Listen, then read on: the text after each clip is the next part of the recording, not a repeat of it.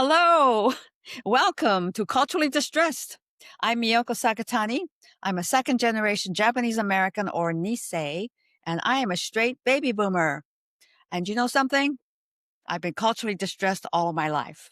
So, welcome to our original podcast, Culturally Distressed. And this is for anyone who's culturally confused or curious or challenged with life or love or anything in between. So, thank you for joining us. And I want to introduce my co host, Loic. Thank you, Miyoko. Hi, everyone. My name is Loic. I'm a French American, gay millennial, comedian. So I've had my fair share of culturally distressed moments in my life. So happy to be here and talk about this with you, Miyoko. Thank you. So, let's catch up. It's been a little bit since I In a talked couple of to you. weeks. Yeah. Yeah. So, catch me up.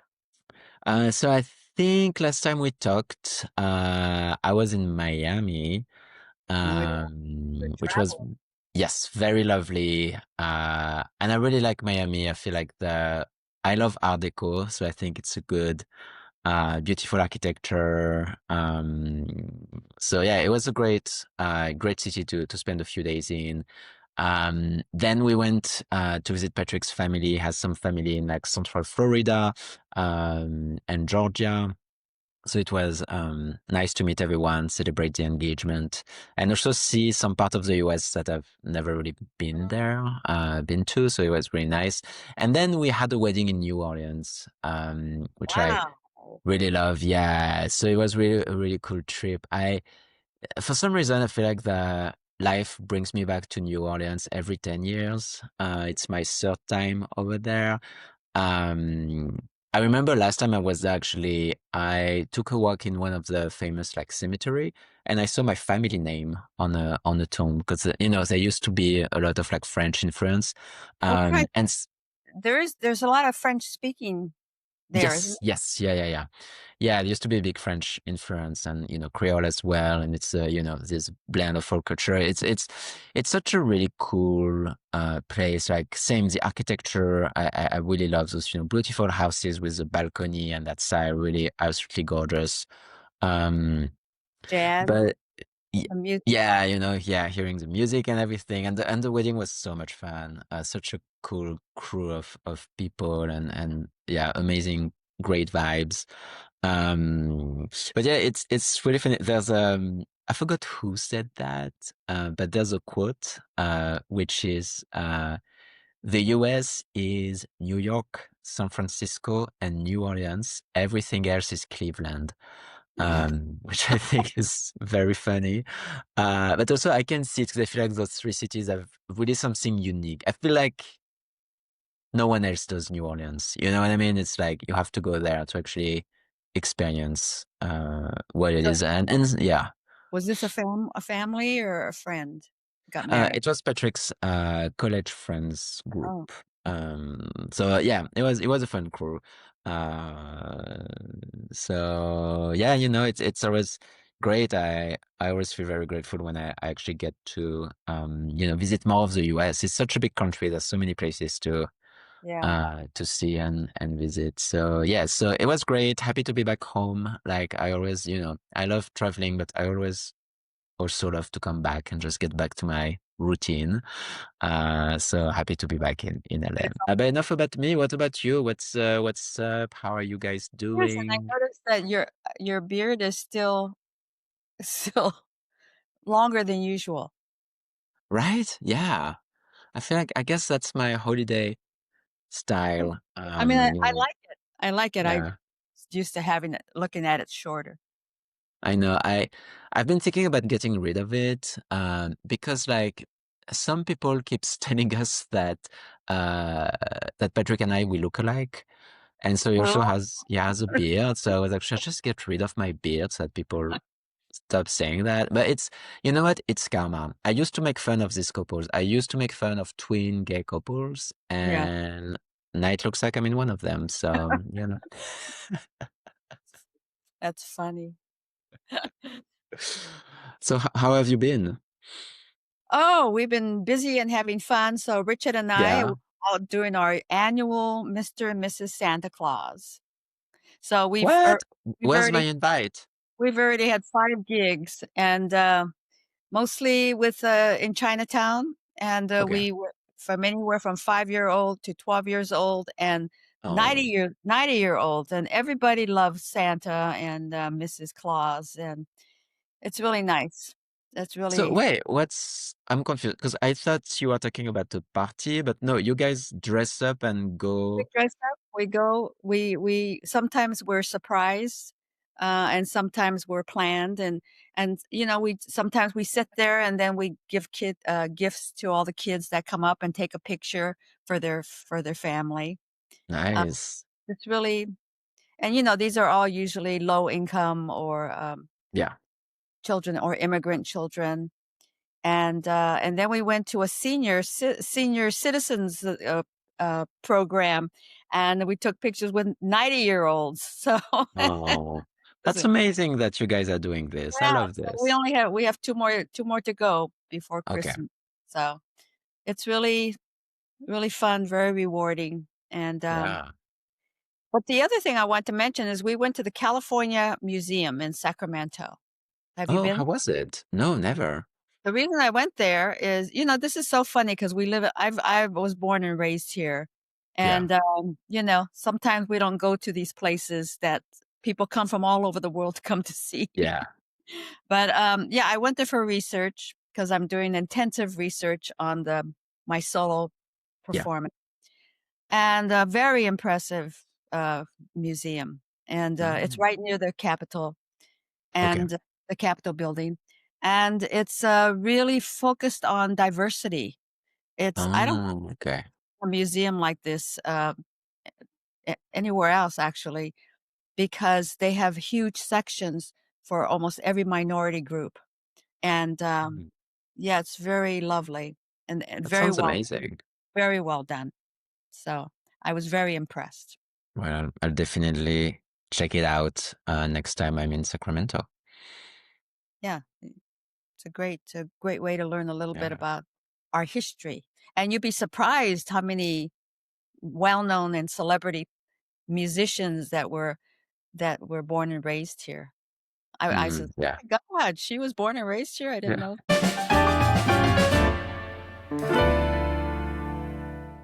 I have a real problem with endings. If Endings of movie? ending of the movie. There's so Why? many movies that do not end well. And to sit through a whole movie and then to have it end, you know, sometimes it just ends and then you gotta figure out what happened. Yeah. Uh, you know, I hate that. I like a good Yeah. story and a good ending. You And know, when you mean good ending, do you mean like complete happy end ending? complete ending, you know, like you tell a story and Yeah. they lived happily ever after, or Okay. the child was found, you know, So something like that. that's really But interesting because but these I but actually these think, these movies that, you know, that leave you hanging and then you gotta figure out the ending yourself. I hate that. And so if I paid money to go to the movie theater and I sit there for a whole movie and I paid good money and then it ends like that, I get so upset. well, you heard it, guys. Don't And upset that's what makes Miyoko's me with. say, "Okay, that's it. I'm not gonna go to any more movies." But that's really interesting because you mentioned like happy ending, which is actually a cultural differences between I think like American movies and like European movies in general. If I were to like stereotype things, where coming from France, I know that I think that sometimes American movies lean too much into the happy ending when things go well. And to me, sometimes I don't always agree with that, where like, and I just feel like the end of a movie should reflect life. So sometimes I'm actually comfortable with a very sad ending if actually it makes sense for the story. No, no, no, I'm fine with it. I'm fine. Ah, you fine with that too? I just said happy ending, a sad ending, what I don't like endings that leave you hanging. Oh, I see what you mean. You know, Yeah. that something is not resolved or it Yeah. just all of a sudden the credits come up Yeah. I and you think go, sometimes they do that for like franchise, right? They just want to keep the "Well, possibilities of like a sequel, basically. maybe." But anyway, That's why I'm sort of, that's Yeah. why I'm a real big a Okay. movie person. But And so, my favorite movie of all time that has always been, and I'm sure millions of people are with me, is The Godfather. okay, so can I say something really embarrassing? Sure. You never saw The I'm, Godfather. Oh my God. Are you kidding me? I'm sorry. Oh my God. It's on my watch list. It's on my watch Well, list. actually, Godfather 2 may be even better. Okay. Yeah. Yeah, it's definitely on my watch list. Like, it's actually really interesting. I feel like I have, I don't know, a lot of holes in my cultures. Not take, don't take that out of context. I have a lot of holes in my culture of Oh, you know, movies. yes, I never thought about that. So maybe So Godfather was never a big hit in France? no, it was pretty big in France. And I feel like most people in France who are into cinema would have seen it. Um, I guess like for me, I really made my culture like of movies later in life. So I feel like I'm still catching up on some of those big titles. So The Godfather is definitely um, on my list of things to watch. It's actually funny, like it actually came out with friends a few weeks ago, and yeah, we were a couple of us who had never watched it, and the rest of the people were like, what the f is happening here? How can you not have seen it? But I would say I'm actually like happy that I will get to enjoy The Godfather for the very first time. Um, now, so that's definitely something that I'm looking forward to. But it's definitely okay. Let's make a deal. I will watch The Godfather in 2026, Okay. and I will. And Yeah. Godfather 2. Yes. Yeah, and forget about Godfather 3. Don't Okay. don't even go there. But, Okay. yeah, 1 and 2, and, you can't beat you can't beat the chemistry. Yeah, and the thing Okay. is this, I don't like violent films, but Yeah. for some reason, The Godfather to me, even though it is violent, um, it just it doesn't feel violent to me, and I think it's because it's such a well done movie and it's such a great Yeah. story. And of course, Al Pacino and Robert De Niro, Yeah. great actors. So Okay. Well, I will definitely add that to my watch list, and I'm just gonna blame being from a different culture. But I honestly don't think it's part of it. If I'm being honest, I think like I so I grew up in the deep countryside. So like the movie theater, you had to, drive there. And it was really something like exceptional for us when I was a kid. Like we would go there maybe once a year. oh, yeah. And then we didn't have, back then we didn't have any like, cable package TV or whatever. So we just had like a few TV channels. So I feel like I grew up on that. And so Yeah. I grew up with a mix of like French movies and TV show and American movies and TV show, but I feel like what I had access to was mostly commercial. And I also feel like, more like popular versus, a critical acclaimed movies. But I also think that I needed to learn and refine my taste. But if I'm honest, I grew up watching a lot of like, just like TV shows that yeah, I don't know if they hold up pretty well, but I grew up watching 90210, Melrose Place, that kind of stuff. And so then when not to be cliche And or whatever, but when I moved to Paris in my 20s, then I was exposed to more culture and I started going to the movies. So yes, I still have huge blocks do they of culture that I'm missing. is it dubbed in French, these programs? So so it actually, yes, most of them will be dubbed in French. And when I grew up, definitely you would watch them dubbed in French. And it's actually really interesting, like voiceover actors will make their whole career based on the success of an American actor or actress. For example, like Julia Roberts has the same voice since Pretty Woman in France. It's the same actress who will do her voice. Oh, yeah, So for us, it's like Julia Roberts' voice. But it's not, Um, but now I feel like things are changing because now everything's much more global.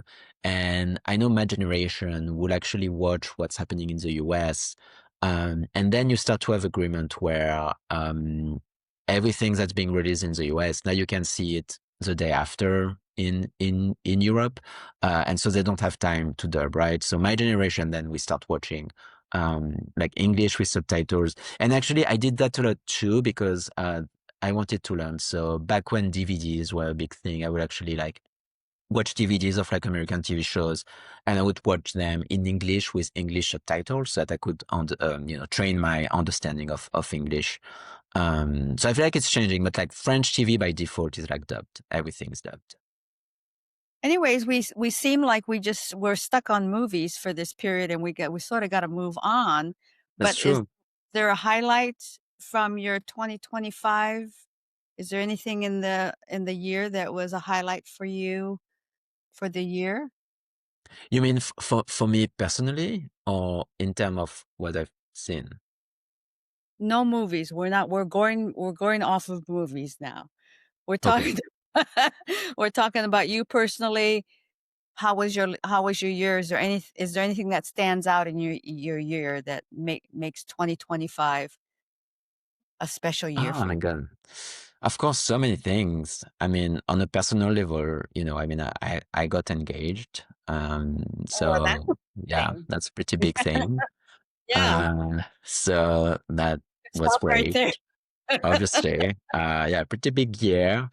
Um, and then I feel like on the, comedy side, um, like doing my sketch comedy show that I'm working on for, social media, and I'm still figuring out like the final product, and I'm playing with different edits and testing on social media, but like just the process of doing it has definitely been one of the highlights of my year. It was just bringing a group together of funny people and doing like silly videos.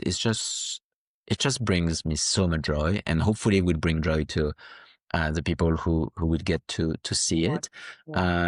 And then the second highlight of this year is just like doing this podcast with you. It's just so much fun, and I just love chatting with you. You're such an interesting Me too. character with such an interesting life. It's That's and so interesting in a French way, because I know interesting can be a tricky word to oh, use yeah, in yeah, in yeah, that's American, true. but I, That's I really mean it in the in the good French way. way. Yes. So Yeah, yeah, I think, on the comedy side, those are probably like the two big highlights. And of course, anytime I get to perform on stage and booking comedy shows, it's always a blessing, and always so much fun. So also very, very happy with that. yeah. What about you? Yeah, the podcast was a highlight. Thank you so much. We Oh my God, started in thank you. September. It hasn't been that long, actually, That's true. but We're still babies in podcast we're years. still in the experimental stage, but we're having fun, and I hope you're having fun out there I'm having fun. Yeah. joining us. And yeah, so yes, my year also was a year of writing, and boy, I tell you, writing and rewriting. It just consumes so much Yeah. time.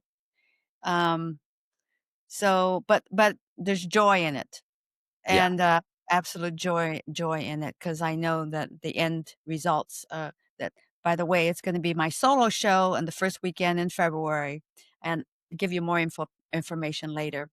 Very And yeah, excited about some that. stage readings and some open mics, and both with singing and comedy and storytelling. So all in all, it's been a good year. Stayed healthy, thank God. Let me tell you about music. I used to listen to a whole genre of music, from jazz to pop to classical. And I always had music on, and I love music, and I'm a musician myself. But when I started my spiritual journey um in the late 80s, I s- shifted to more spiritual meditative music, and Mm. that's all I had, and that's all I listened to. And then it's like the last few years I've sort of transitioned into silence, and Oh, I wow. prefer silence. There's only certain times that I would like to listen to music, but I never have any background music. I, even in the car, I'm not listening to music. Yeah, just Wow. silence just seems to be comfortable for me. I mean, yeah, How what about you? works for you is great. So I know I definitely listen to music. I also listen to more like spiritual, I guess, not spiritual, but like, I guess, yeah, instrumental music, which Yeah. really helps me anytime, actually, when I do creative stuff, to Mhm. get like, or like when I need to focus at work too, like if I do like a focus session, I use music. There's a few composer that I really love. One of them is actually, French, I believe, or maybe not. I don't know. His name is like Tilasin. He actually did the original score of this French gay independent movie that I love, which is called Lie With Me. Highly recommend. It's on Tubi, for people who want to watch it in the US. And it's just like, I don't know, just his music speaks to me and just can put me in a very focused state. And there's one particular song that I can hear in a loop. And, so I use Spotify to listen to music, which is this app slash website. Yeah. Um, and at the end of each year, it actually gives you your statistics for like 2025. And so he always comes out in the top five, and that song specifically always came up because like if I'm writing or journaling, I can actually hear it on repeat. But then I listen to that. I also listen to more like spiritual things. Like, there's some people who have, like um some instrumental music, but it's supposed to be, fine tuned to the right frequencies and everything. And I don't know, and I feel like it's just Oh, like yeah. it's very powerful stuff. Like it's just like a good thing to listen to. So I have that. But then I listen to a lot of pop music. Like it's actually so we're actually joking with Patrick because that Spotify Wrapped also tells you your age based on your musical taste. And so I'm 30 years old, and Patrick is 77. Oh So we my have like god, an funny. age gap in our Yeah. relationship. Because I will listen to, pop things. So Lady Gaga is, I've listened to this year. I really love her. I used to be such a big fan. I've always been a big fan of hers. Um, but when she first, blew up, I was in my early 30s. I saw her three times, and when I was in my 20s in Paris. Such an incredible, talented performer. And I really love her new stuff she came out with this year. So I've been listening to that a lot. And how about going to live concerts? Do you ever do that? I do that, yeah. I do that too. This year we went to World Pride in DC, and I saw J-Lo perform, Jennifer Lopez. She was such an amazing performer. I had a blast watching her. She can, singing, dancing. She like put on a show. So she was really, really great. Um, but another one, and I think that's also why my age was younger. There's one song that I really love from this new pop singer who blew up this year. Her name is like Tate McRae. I assume you're not familiar with Tate McRae. Yeah, it's very like people say she's the Paula Abdul of our generation. It's more like song to like dance, I guess. And she has one song who is clearly like a make-out song, if I'm being honest, and I just can't get it out of my head. And it was my most played song this year, and it's called Sports Car. And I feel like as a grown man of 40-year-old, I feel like I should be embarrassed about it. I'm not though. This is who If I you am. make it up loud, that's always good too. Yeah. But speaking of, okay, I have a funny story about music. Because I guess sometimes there are, not always, but sometimes there are songs in my life when if I discover them and love them, I have kind of like compulsive behavior. I will hear them on repeat for like a few days or a week, and then I can, be more reasonable, but sometimes it happens. And there's this TV show that everyone in my world, everyone's talking about. So, it's called Heated Rivalry on HBO Max. I'm going to assume you haven't heard about it. No. It's basically a Watch love. watch HBO. Yeah, and I think this one might be a bit much for you. It's like a gay romantic drama. It's basically two competing hockey players, like professional hockey players, and they start to have an affair, but they obviously can be out because they're, professional hockey players.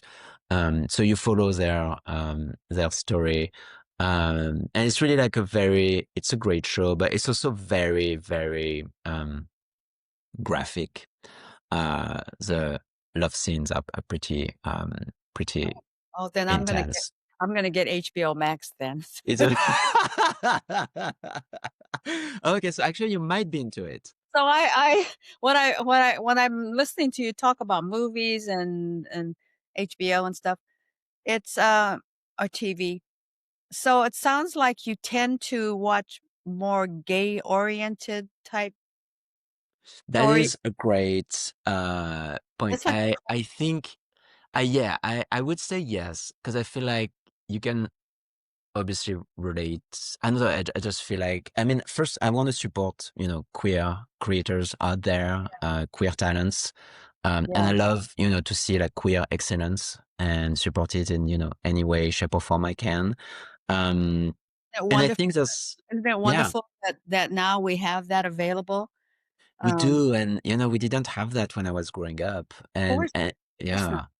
And Yeah, so it's actually nice. And I think that's part of it where like we couldn't see, those kind of like gay, steamy scenes, when I was younger. So I, no, I I appreciate the artistry. yeah, I you just made me. I mean, I've been aware of it, but it's like people of color who want to see their people represented on Yeah. screen. Yeah. And, I never really thought about the gay community. Of course, they Yeah. would want to see stories that Yeah. relate to their community. Yeah. So, And to me, what's interesting, I think, on that topic, I think to me, like there's two different types. If I were to like really like make things, easy and simplify to the max, but like I think there's really like to me the stories about like really like the queer experience, that's very unique to the community, for example, things we only go through like for us coming out, right? Things yeah, like that. But I also love when it's like a more universal story, but just like with from the lens of a queer characters, yeah, which I feel like we're seeing more and more. yeah. And I really, yeah, really love that. Yeah, Um, it's universal stories.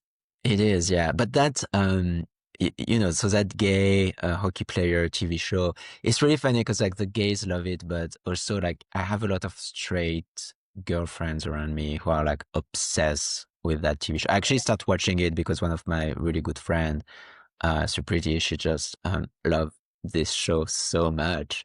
Mhm. Um, and yeah, it's been funny. But basically, the point I was trying to make with this show is that there's basically a scene in last week episode that became it's a beautiful scene. Basically, like no, I don't want to share because I don't want to put any spoiler out there, but it's really like a well done scene and very important in the scenario. And there's like a remix of a very famous like 2000 song, um, uh, and basically I've been listening to that remix this week, and so when you use Spotify, you can use like the DJ if you want, and basically the DJ will like switch music for you. And sometimes in between songs, it will tell a little bit of like the song you're about to listen to. Um, and so we were driving, and it was in my car, so it was my Spotify running. And so the Spotify DJ said, introduce the next song. And he was like, well, here is a song that you've been listening to this week, to be precise, 44 times. And that's the remix of all the things you said. And so it was that song that I've seen in that gay TV show, and I've been listening to that. And it was like a span of like 3 days, like 44 times, which is insane. So yeah, that was a little bit on my You listen to behavior. when you listen to the song, did that bring your imagery to the scene? Actually did, yeah. It was a really good scene, and I feel like music does that to Oh, yeah. me. Like I can Oh, yeah. really like Like it, movies and music. Without music, yes. oh, Oh, absolutely. 100%. Music makes Um for sure. yeah, I feel like good music makes you travel in that sense. I actually Oh, remember we were using I've one of the acting school I've done in Paris was I love I have an amazing acting coach. And I really think like acting coach, when you find the one, you find the one. So for me, it's Carol Prozowski. She's based in Paris. So I don't get to work with her now. But I really miss her a lot. And we were actually preparing scenes with music and movement. So it wasn't dance. It was really more like movement, mhm. going to the gestures that kind of like is the essence of your character, and working on those movements, and it was actually such a great way to get into the emotional stage that you needed to hit that scene afterwards. I don't know, such a fascinating way to just prep for a role can actually be to listen to the right song for that character. Yeah. Wonderful. All right, yeah. Now I think it's time to go back to our culturally discussed Yes. moment. Let's We have enough content. let's pivot to our culturally distressed moment. And so I came up with another idea, which was having culturally successful moments, I love more that. positive experiences when they come up. So, do you want to start? You want me to Yeah, start? so this week I can do like a culturally distress moment because that's Okay. the thing I have in mind, but I'll definitely try out a culturally positive moment. Is that how you say? Yeah, maybe Positive a quite moment. moment. Yeah. I love that. But also I'm French, so my default will always be the distressful. I'm kidding. I'm actually very optimistic. Um, but okay, my culturally distress moment is that I was last night. I had a lovely time. I was actually at a GLAD event. Oh, And GLAD is working for queer representation in media, and even though we have way more content that with queer representation, there's still so much more to be done, and the yeah. numbers actually don't look good. We're losing a lot of like queer characters and queer TV shows right now. But I'm digressing. That's not my cultural distress moment. My cultural distress moment is that I was hangover today, and I barely drank last night. But I think it's a cultural distress moment because wine glasses in the US are much bigger than wine glasses in France. And I feel like Oh my goodness. this tricks you into drinking more than you should. And at the end of the day, I didn't drink much. I had 3 glasses, which is kind of like my limit. Like it's a lot, but I don't drink more than that. Um, and but the wine glasses I feel like are huge in the US, so you don't realize you're drinking as much. I feel like in the US, like one bottle is like 4 glasses, which shouldn't be the case. In France, you have less, and I'd rather favor quality over quantity. But yeah, and so I feel like, obviously I'm 40 now.